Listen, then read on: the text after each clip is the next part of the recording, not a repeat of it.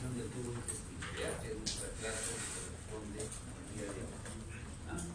Entonces, ahí nosotros podemos ver la estructura y la inervación del aparato digestivo. Podemos recordar nosotros que tenemos un componente que es el simpático, que deben haber visto el siglo pasado, ¿no? Porque la sílabus del fármaco 1, fármaco bioquímica 1, terminaba con aspectos simpáticos, ¿no? Pero bueno, ahí está el origen de las fibras simpáticas, que es tórax lumbar, ¿no? Las porciones torácicas van a ir hacia las porciones superiores del tubo digestivo. Entonces, ahí se puede ver en la estructura anatómica que hasta más o menos la mitad, ¿no?, de colon transverso está inervado por fibras torácicas, ¿no? Mientras que la porción lumbar simpática va a inervar, ¿no?, las porciones más distales del transverso, ¿no?, el descendente, el sigmoides y la ampolla rectal, ¿no? Lo que nos interesa a nosotros es fijarnos que las terminaciones postganglionares, el ganglio, ¿no?, spray, como sabemos, es postganglionar, las terminaciones postganglionares que llegan hasta el músculo liso del tubo digestivo van a encargarse, como dice acá, de disminuir su peristaltismo. Entonces sucede como en el asmático, ¿no? Es decir, el músculo liso que hay acá en el estómago, en el intestino, es igual al músculo liso del bronquio. Por lo tanto, tiene receptores de tipo beta 2. Son receptores beta 2. Ustedes recordarán, en el ciclo anterior, han visto aspectos del asma, de la contractilidad, hay fármacos broncodilatadores, usted en el sílabo, ¿no? Entonces, se habló de salbutamol. Salbutamol es un beta 2 adrenérgico, o sea, un fármaco que actúa en receptores beta 2. Relaja el músculo liso y el asmático mejora, eso aprendieron el ciclo pasado. Aquí lo que estamos diciendo es que este músculo liso del tubo digestivo tiene receptores beta 2. Entonces, cuando se libera en esta terminación adrenérgica noradrenalina, cuando en estos extremos se libera noradrenalina, busca el receptor beta 2, se une a él y el músculo liso se relaja. Por lo tanto, el peristaltismo disminuye. O sea, como las contracciones disminuyen, el alimento no avanza, se enlentece el movimiento del alimento a lo largo del tubo digestivo. También puede haber, por el mismo receptor beta 2 en las glándulas, algo de disminución de la secreción, pero las glándulas no tienen mucha inervación simpática, no tienen mucha inervación por este sistema, entonces no participa mucho, a pesar de que existe el receptor beta 2 en la secreción glandular. Si disminuye poquito, ¿no? Ahora, esa disminución del peristaltismo, esa disminución de la contracción, se debe a que disminuye un ion que es importante para que haya contracciones. ¿Cómo se llama ese ion? Que es fundamental para que haya una contracción del músculo. ¿Qué ion es? El calcio. El calcio. El calcio. Quiere decir que esta disminución del peristaltismo depende de una reducción de los niveles de calcio en el músculo liso, va a haber menos calcio. Y eso va a hacer que se relaje, ¿no? Entonces, esa más o menos sería la idea. El peristaltismo está entonces a lo largo de todo el tubo digestivo. Pero hay unas regiones especiales donde hay anillos de músculo, ¿no? Anillos de músculo. Se llaman, ¿qué cosas que se llaman? Esfínteres. No, son anillos de músculo que se llaman esfínteres. En esos esfínteres, el efecto simpático no es relajante, es contráctil, hay contracción. Quiere decir que el receptor no es el mismo, o el mecanismo debe ser de alguna forma diferente. Porque si estamos diciendo de que la noradrenalina relaja actuando en receptores beta 2, como la noradrenalina entonces va a contraer el esfínter también es músculo liso, ¿no? Entonces el receptor es lo que ha cambiado. En el caso de las paredes del tubo digestivo, a lo largo de toda la pared del tubo digestivo, el receptor es beta 2 en el músculo. Pero en el músculo que forma el esfínter, ¿cómo se llama este esfínter de acá? Ayúdenme. Pilórico. Pilórico, ¿no? Píloro, hay receptores alfa 1. Entonces, mientras que el beta 2 disminuye el calcio, por lógica el alfa 1 tendrá que aumentar el calcio para que el esfínter se pueda cerrar. Entonces, esas son las características que tienen las fibras simpáticas, ¿no? Liberan noradrenalina en estos extremos y producen estas respuestas en el tubo digestivo. Las fibras parasimpáticas, todos sabemos que son antagónicas al simpático, hacen lo contrario, ¿no? Tienen una acción opuesta, ¿no? Y entonces acá dice que aumenta el peristaltismo, aumenta la secreción glandular, al contrario que aquí, y el esfínter que estaba contraído en este caso se va a relajar.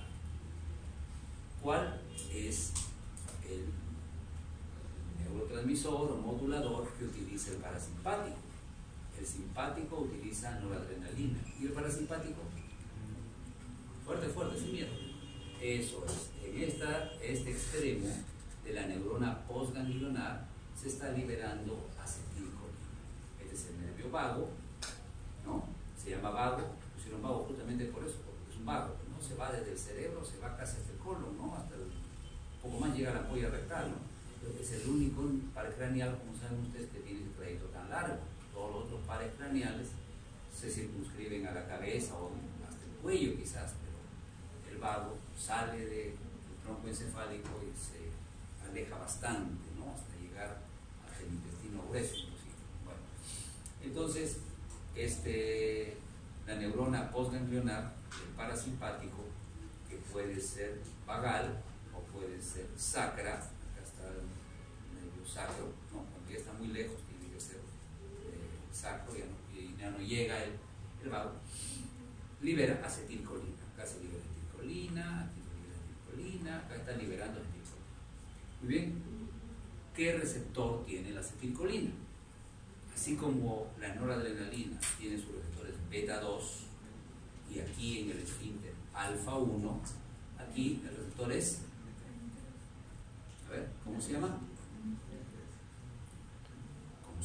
Es M3, sí, pero ¿cómo se llama? M3 es muscarínico, ¿no? Es un receptor muscarínico, ¿no? De manera de que eso tenemos que recordarlo, es el receptor muscarínico M3. Lo curioso es que ese receptor M3 está tanto en la pared del tubo como en el esfínter, ¿no? Entonces, eso va a hacer que tengamos una duda que vamos a tratar de aclarar posteriormente, ¿no? Bueno, a ver, entonces el M3 aumenta el peristaltismo.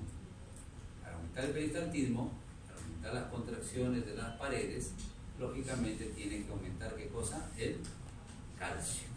Mientras que lo disminuye el calcio en el músculo, lo aumenta. Entonces eso aumenta el movimiento, las contracciones y avanza hacia el contenido intestinal. Lo mismo va a ser en las glándulas. El aumento de calcio favorece la exocitosis, ¿no? La salida del contenido de la glándula. Y finalmente va a hacer que se relajen los esfínteres. Pero esto nos deja una duda, porque si en los tres casos del receptor M3, aquí sí se explica por qué el beta 2 es para el peristaltismo y el alfa 1 para el esfínter. Está bien, pues disminuye calcio, aumenta calcio. Pero acá no. Tanto los que están en la pared como los que se encuentran en los esfínteres son M3. Si el M3 aumenta el calcio, ¿por qué se va a relajar el esfínter? También debería contraerse. Igual el músculo liso, ¿no? Entonces vamos a ver que el esfínter tiene unas características particulares donde el receptor M3 no está en el propio músculo liso, están unas células que están al lado del músculo liso, ¿no? Y eso va a ayudarnos a explicar por qué, a pesar de que es un receptor M3, el esfínter se relaja, ¿ya? Bien, entonces es una parte introductoria inicial. Tenemos simpático, tenemos parasimpático, ¿no? En el caso del simpático, ¿no? Las terminaciones adrenérgicas libera noradrenalina, y el receptor hemos dicho que es beta 2 en la pared, mientras que es alfa 1 en el esfínter. ¿De acuerdo? En el caso del parasimpático tenemos las terminaciones colinérgicas, postganglionales, ¿no? Entonces, pre, el ganglio, la sináptica, la post, también podría ser presináptico o posináptico. Bueno, esto es la terminación colinérgica. Libera acetilcolina.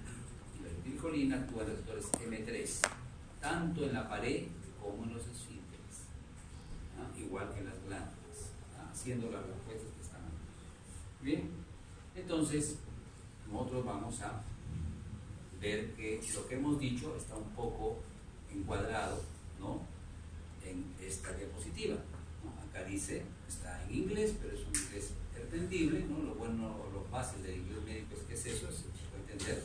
Tracto gastrointestinal, ¿no? El tubo digestivo. ¿Por qué está formado? Por músculo liso, es liso, ¿no? Acá sabemos que esto es pared, y el esfínter. Entonces está separando el músculo liso de la pared y el músculo liso de los esfínteres. ¿Ah? Además está hablándonos de la secreción, tubo digestivo y secreción, y en el tubo digestivo hay un plexo mientérico, ¿no? Es una red de neuronas compleja que está en la pared del tubo y que le permite cierto automatismo, ¿no? Ciertas respuestas independientes un poco de lo que regula el encéfalo, ¿no? Entonces, eso vamos a hacer un comentario por ahí pequeño también, ¿no? Pues nos interesa sobre todo estas dos cosas, ¿no? Hay músculo liso en la pared y el músculo liso en los esfínteres. El simpático relaja. Esa relajación es esencialmente un efecto beta 2. Cuando dice aquí alfa 2, este receptor está a nivel de la terminación, y cuando es activado el receptor alfa 2 disminuye la liberación de sustancias, entonces en la terminación, ¿no? Entonces por eso se considera acá relajante, pero no es muy relevante y nos estamos metiendo un poco en un lío porque tendríamos que explicar, lo vamos a hacer probablemente en algún momento, cómo funciona el alfa 2. En realidad con los jóvenes que llevaron conmigo se les explicó cómo funciona el alfa 2, que era presináptico, ¿no? Pero vamos a dejarlo por el momento ahí y vamos a concentrarnos en el beta 2. Siempre que el receptor beta 2, yo les decía el siglo pasado, lo encontremos en músculo liso, siempre va a ser relajante, siempre ese músculo liso se va a relajar. ¿Cómo? Lo vamos a ver con otra diapositiva, ¿no? Vamos a recordar con otra diapositiva que deben haberlo visto cuando se habló de salbutamol. Bueno, el efecto opuesto al que tiene el simpático, al que tiene la noradrenalina, lo tiene el parasimpático con la acetilcolina. Mientras que este relaja, utilizando beta 2, este parasimpático contrae el músculo de la pared, lo contrae, ¿no? Entonces esto es lo que está acá, ¿no? El simpático relaja, el parasimpático contrae. Uno disminuye el pericartismo y otro aumenta, ¿no? Entonces eso es lo que está diciendo. En los esfínteres, dijimos hace un momento, la noradrenalina usa receptores alfa 1. Ahí en el píloro está el alfa 1. Este alfa 1 aumenta el calcio, por lo tanto el esfínter se contrae. Mientras que el parasimpático en el esfínter, a pesar de ser un M3, lo relaja. Esto amerita una explicación y hay una diapositiva específica que vamos a usar para explicar eso. Pero el fundamento, vayan recordándolo, es que el receptor M3 no se encuentra en el mismo músculo liso, porque si encuentra en el músculo liso, de todas maneras tiene que contraerse. Está en unas células contiguas, ¿no?, que están al lado del músculo liso. Y en esas células es donde está el receptor M3 y no en el mismo músculo. Por eso es que, producto del mecanismo que vamos a explicar, se produce una relajación. En cuanto a la secreción, miren que acá he puesto unos puntitos, que quiere decir que si bien el simpático puede disminuir un poco la secreción, por acá dice que disminuye, ¿no? Ese efecto, también lo dijimos, es pequeño. O sea, en realidad, la noradrenalina no cambia mucho las secreciones. Lo que sí es importante es la acción parasimpática. La acción parasimpática casi no tiene oposición por la simpática. La acción parasimpática colinérgica, el receptor M3, aumenta el calcio en las glándulas, y Cada vez que aumenta el calcio, ustedes saben, en una glándula se produce exocitosis, porque las vesículas se fusionan con la membrana y sale la secreción que está almacenada ahí. Eso sucede en las glándulas gástricas, en las glándulas intestinales, en las tripas de Lieber, con todo lo que sea el intestino está sucediendo. ¿Ya? Finalmente, hay un plexo mientérico, que hemos dicho es una red de nervios, ¿no?, multisináptica, bien conectada, media compleja, que algunas cositas vamos a ir hoy día, introductorias, otro poco la próxima semana, que nos toca por ahí diarrea, estreñimiento, y lo completaremos quizás un poquito más en una tercera. ¿Ya? No, vamos a tratar de ser claros, no marearnos, porque esta es una estructura compleja, y tienen estos nervios, receptores alfa, ¿no?, de manera que al estar a nivel presináptico, parecidos a estos, pueden disminuir la liberación de los moduladores o los neurotransmisores. O sea, esa es la acción simpática en el plexo mientérico, ¿no?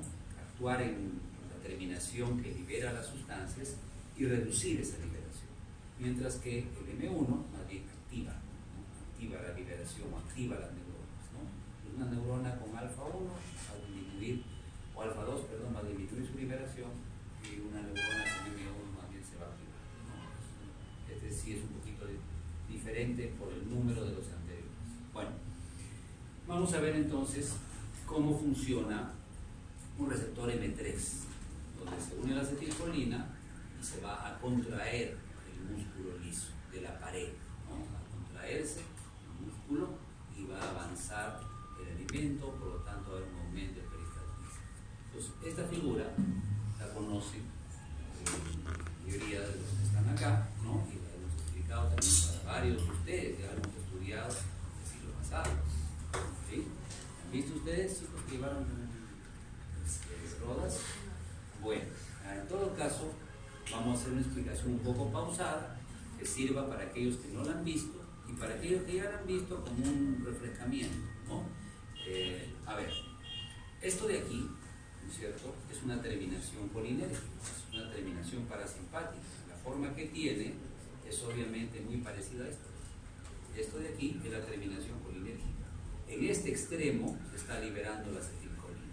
Esta parte, esta estructura, que parece una V o una Y, esto es igual a esto. Entonces, esa es la terminación colinérgica que libera acetilcolina, ¿no? Al ser liberada la acetilcolina, por la llegada de un impulso nervioso, una onda de negatividad llega por aquí, abre un canal de calcio, el calcio entra y la vesícula, ¿no?, que contiene la acetilcolina se fusiona con la membrana y la acetilcolina es liberada. Eso creo que todos sabemos, eso enseña en el primer ciclo. Bueno, pero ya se liberó la acetilcolina. Entonces la acetilcolina va a ir a la membrana del músculo liso. Esto va a ser la membrana celular, todo esto, la membrana celular del músculo liso, a buscar a su receptor, que es el receptor M3. Ahí está el receptor M3. Se une la acetilcolina al receptor M3 y eso activa a una proteína, ¿cómo se llama? Proteína GQ. Proteína GQ. Así como hay GQ, hay GS, GI, G0, GP, hay una serie de proteínas G. Las proteínas G son transductores, es decir, lo que hace la acetilcolina es activar a esta proteína para que ella produzca la respuesta que se necesita o que se desea. Nosotros decíamos a veces en términos sencillos, la acetilcolina es como la persona que llega y toca la puerta pero no entra, ¿no? Al que está parado ahí le da un mensaje y ese le dice, entrega el cuaderno a otra persona, pero no ingresa, ¿no? Mientras hay otros moduladores que vamos a ver, los corticoides, que si ingresan se meten hasta el núcleo, ¿no? En cambio esta no, o sea, afuera nomás, ¿no? Y utiliza por eso entonces a la proteína G como transductor de señal. Bueno, tiene, sabemos, creo también, espero que hayamos visto, tiene 3 unidades, ahí están, ¿no? La alfa, la beta y la proteína G tiene 3 unidades, alfa, beta y gamma. La subunidad funcional es la alfa. Entonces, cuando la acetilcolina se une acá, esta proteína G se activa y la consecuencia de esa activación es que la subunidad alfa se separa. Las otras también pueden producir alguna respuesta, pero la que es la más movida, digamos la más activa, es la subunidad alfa. Esta se separa y va en busca de una enzima. ¿Cómo se llama esa enzima, Carvajal? Folicato. Muy bien. Es la fosfolipasa C. Fosfolipasa C.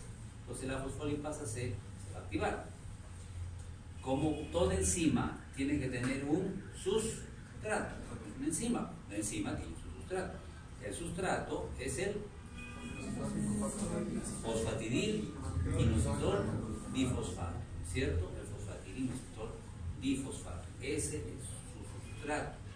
De modo que la fosfolipasa C va a hidrolizar, lo va a romper con participación de agua.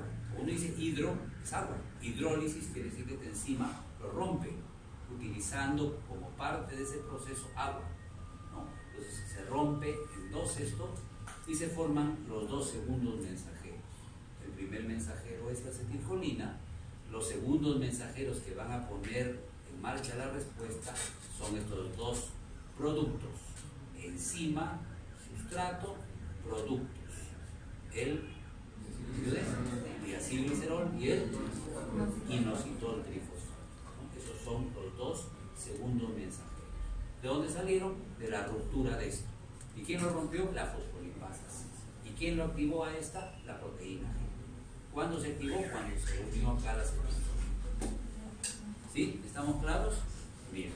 Una vez que se han formado estos segundos mensajeros, cada uno tiene una función por su lado, digamos, pero que en este caso pueden hacer más cosas, pero en este caso está dirigido al aumento de calcio citosólico.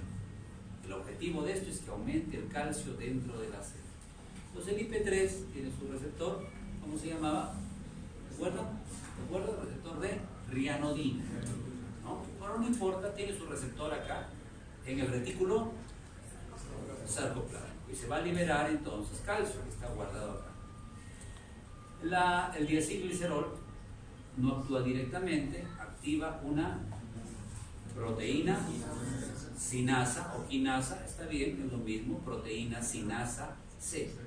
Todo lo que es sinasa, toda sinasa tiene una sola función: fosforila. Toda sinasa, fosforila. Esa es su función. Entonces la proteína sinasa C fosforila al canal de calcio. Este canal de calcio, por ser fosforilado por un modulador, por una enzima intracelular, se conoce como canal de calcio dependiente de ligando. Dependiente de ligando. ¿Cuál es el ligando? La proteína sinasa C. Esa es la que se une y lo abre. Al abrirse ese canal, el calcio ingresa. Entonces ya tenemos calcio que salió de aquí, porque el IP3 le abrió la puerta, y calcio que ingresó del medio intracelular gracias a la proteína sinasa C, que fosforiló el canal de calcio dependiente de ligando.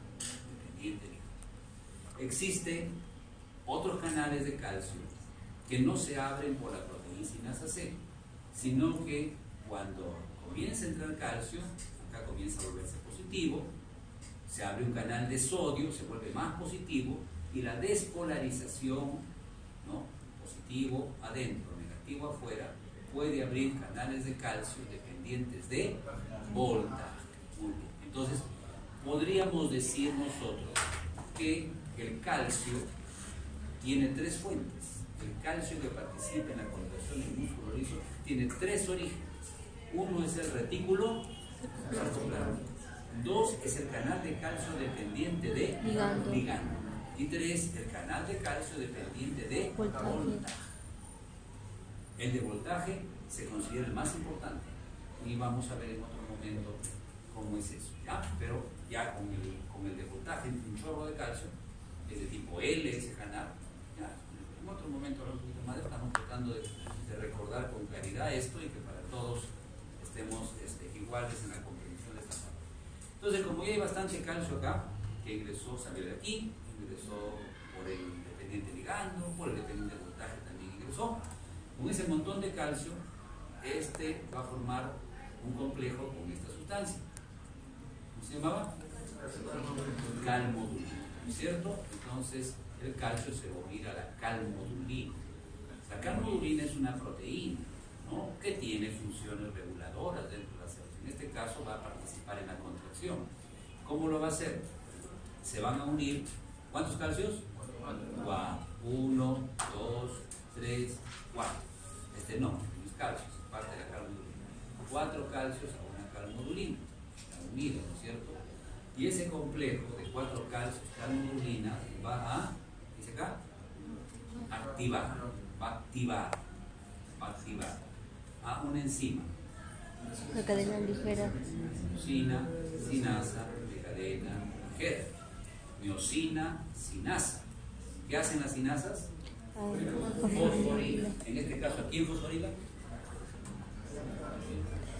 A la cadena ligera de la miosina. Miosina, sinasa, cadena ligera. Entonces, esta enzima va a fosforilar a la cadena ligera de la miosina. ¿Cuál es esa? Acá está la miosina.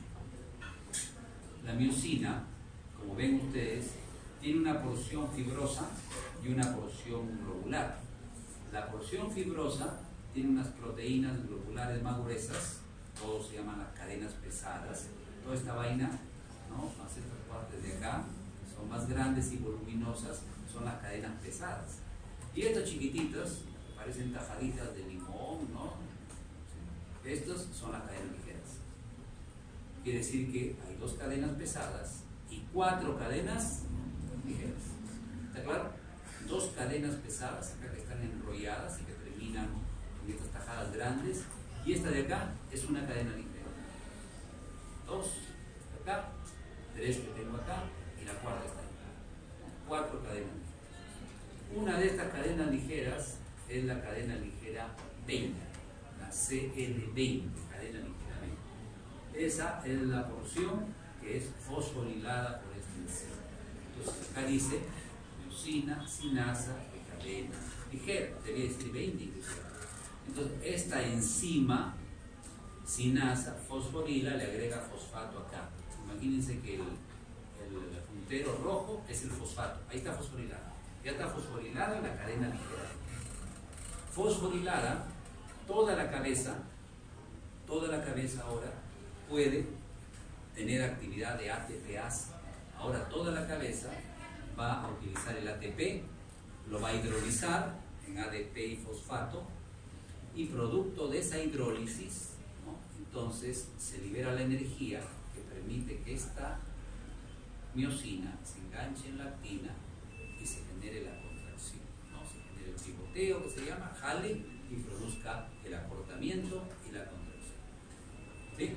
¿Estamos? ¿Claro?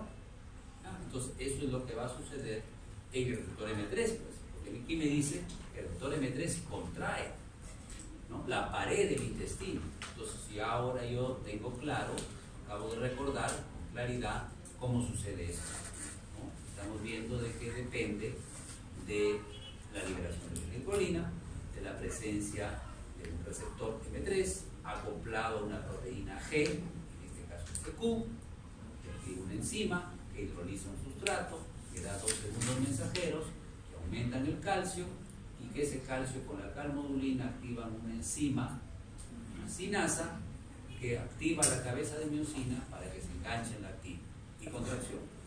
Entonces ahora estamos claros en cómo se dio la contracción.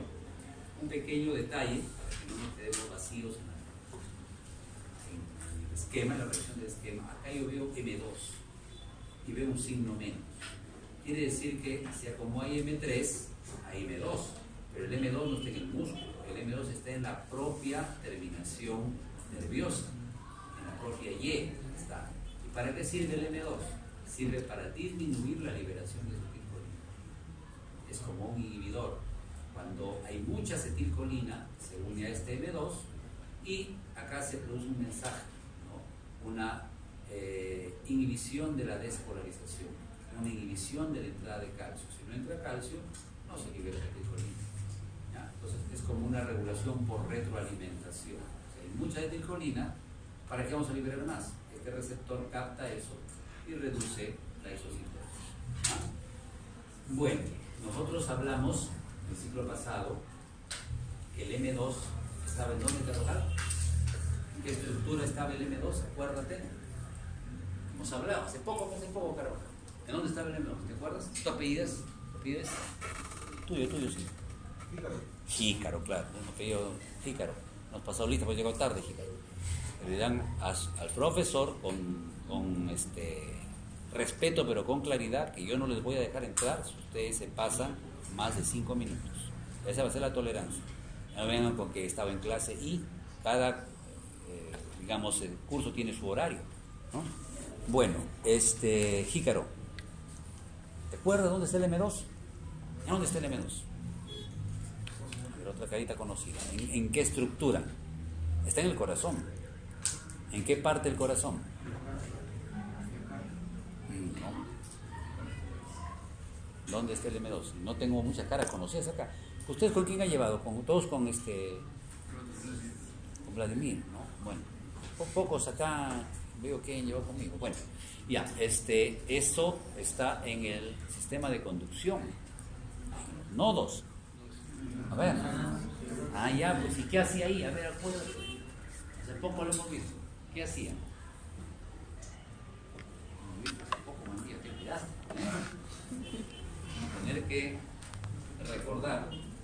Ya lo vamos a ver en otro momento, ¿ya? Vamos a marearnos ahorita con eso, vamos a ver en otro momento. Pero era responsable de la bradicardia, era responsable de la disminución de la frecuencia cardíaca.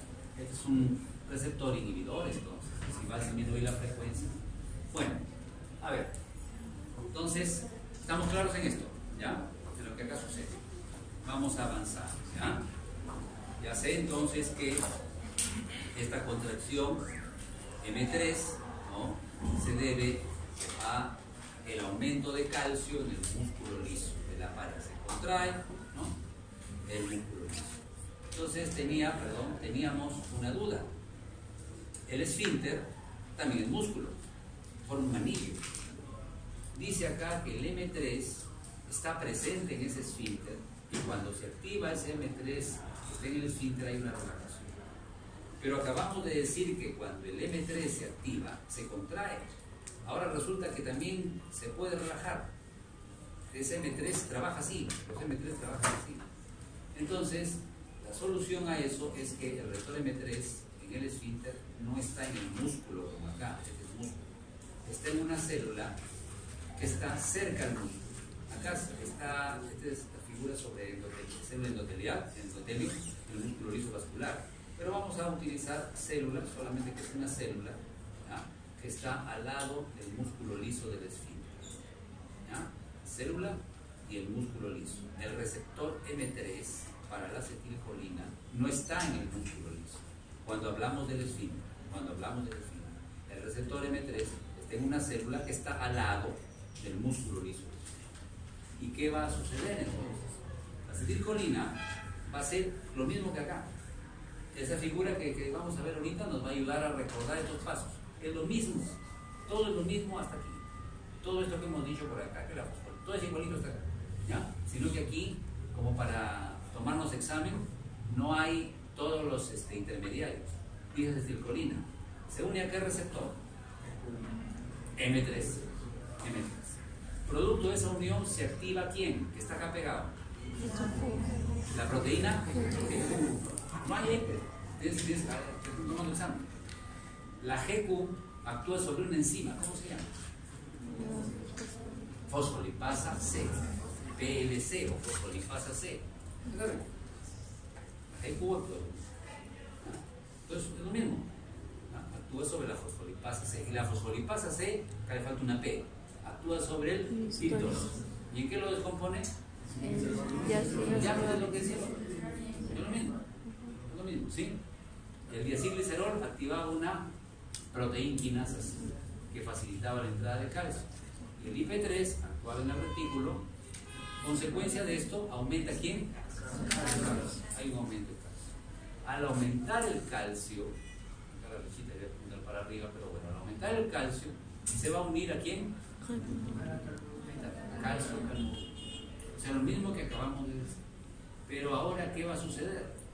Ahora este complejo calcio-carmodulina no va a ir a activar a la MCCL, a la miosina sinasa, está por abajo, no.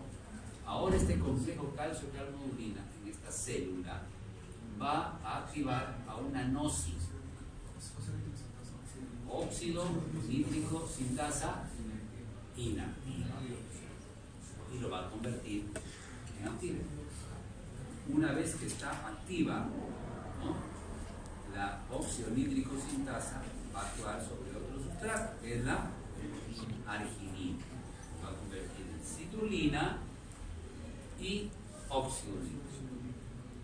Entonces, lo que está haciendo la acetilcolina en esta célula es formar óxido nítrico.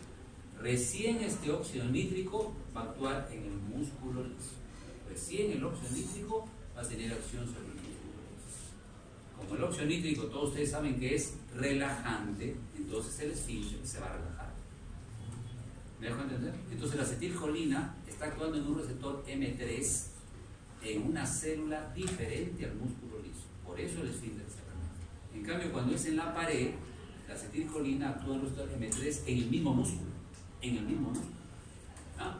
Entonces, habiéndose formado óxido nítrico, este pasa, que es muy liposoluble, ahora sí al músculo liso. Y activa a una enzima que se llama, ¿qué es su nombre? Guanilato ciclasa. La guanilato ciclasa va a actuar sobre GTP. Así como hay ATP, hay GTP, pues. Así como hay adenosín trifosfato, hay guanosin trifosfato. La guanilato ciclasa convierte al GTP en GMP cíclico. GMP cíclico. Así como hay un AMP cíclico, hay un GMP cíclico. Y este es el segundo mensaje. ¿Ya? Es el segundo mensaje. ¿De quién? Del óxido nítrico. Cuando tomemos capaz el examen, creo que la próxima semana, quizá la siguiente, vamos a poner una oración completa. Vamos a poner, por ejemplo, el segundo mensajero de la acetilcolina en el esfínter. ¿Ya? El segundo mensajero de la acetilcolina en el esfínter es el GMP cíclico. ¿Verdad o mentira? El segundo mensajero de la acetilcolina en el esfínter es el GMP cíclico. ¿Verdadero o falso? Falso. El segundo mensajero de la acetilcolina en el esfínter es el diacilglicerol o es el trifosfato inositol. Ese es el segundo mensajero de la acetilcolina. Yo estoy diciendo, el segundo mensajero de la acetilcolina en el esfínter, eso sucede en el esfínter, ¿ya? Como he dicho, que en el esfínter hay una célula de estas y un músculo liso. El segundo mensajero de la acetilcolina en el esfínter es el óxido nítrico. No, el segundo mensajero es el diacilglicerol, el trifosfato inositol. Es el segundo mensajero. ¿Sí? El GMP cíclico es el segundo mensajero del óxido nítrico. El GMP cíclico es el segundo mensajero del óxido nítrico. ¿De acuerdo? ¿Sí? ¿Se entiende? ¿Ya? Entonces, las proposiciones van a ser verdadero o falso, pero no quiere decir que tampoco va a ser tan facilito. ¿Ya? Uno lee, claro, tiene la ventaja de trabajar después de chambear, ¿no? Si no es verdadero, es falso, no lo dices. Tiras tu moneda, cara verdadero, sello falso, ¿no? Difícil que carga vertical. Si cae vertical está muy tranca, pasa a lo siguiente. Entonces, a ver, tenemos al GMP cíclico, se formó este segundo mensajero. ¿Qué va a hacer? El GMP cíclico va a activar a una proteína sinasa G. Así como había proteína sinasa C, ahora hay una proteína sinasa G. También después va a haber una proteína sinasa A. Entonces, esta proteína sinasa G va a hacer de que la miosina, ¿no?, se defosforile. No va a permitir que la miosina gane fosfato. Nosotros hemos dicho en el esquema anterior, que hablamos hace un rato, que para que la miosina sea una lactina, la miosina tiene que estar fosforilada. En la cadena ligera, en una tajadita, ahí tiene que estar fosforilada. Pero la proteína sinasa G evita eso. ¿Cómo lo hace? Mediante una miosina fosfatasa. Cada vez que vea quinasa, proteína quinasa, cada vez que digo sinasa, fosforina. Cada vez que digo fosfatasa, defosforina. La proteína sinasa G, no lo han puesto acá, pero mediante la activación de una fosfatasa, hace que la miosina permanezca inactiva. Si por casualidad se ha fosforilado, le quite el fosfato. Entonces, si la miosina está inactiva, si no está fosforilada, no se va a poder unir con la actina, van a estar separadas. Si están separadas, no va a haber contracción. ¿Va a haber? ¿Va a haber? Relajación. Entonces, el receptor M3 en el esfínter produce una relajación. El receptor M3 en el esfínter, ¿qué dice acá? Relaja. El receptor M3, ¿no? Relaja. ¿Ah? El receptor M3 relaja. En el esfínter relaja. ¿Ah? Entonces ya se supone que se...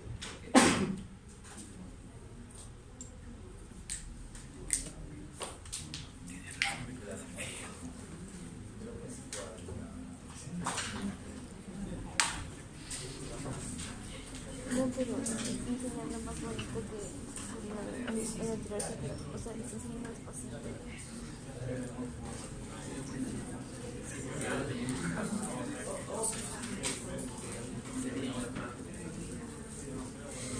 Pero sí está haciendo más bonito. Está haciendo más bonito, por favor.